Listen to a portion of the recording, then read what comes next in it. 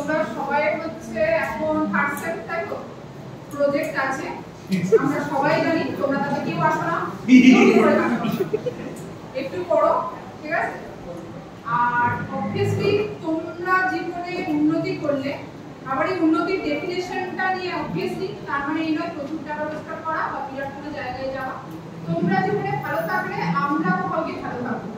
মানে আমরা যদি জানতে পারি যে তোমরা ভালো আছো, মানে আজকে যেমন লিঙ্কডইনে ওদের প্রচুর জনের আমি যারা পাশ করে গেছে তাদের দেখা যায় তারা এটা করছে ওটা করছে, তা দেখে আমাদের খুব ভালো লাগে। কারণ তোমরা জীবনে ভালো কিছু করলে সেটা আমাদের সার্থকতা। একটা আমরা কিছু করাটা ম্যাটার করে না, অবশ্যই মানুষের মতো মানুষ হবে, কিন্তু তার সঙ্গে আমি এটাও বলবো প্রত্যেকে, তোমরা তো ইঞ্জিনিয়ারিং করছো, শুধু ইঞ্জিনিয়ারিং নয় মাস্টার্স ডিগ্রি করছো, financial stability is very important for everyone.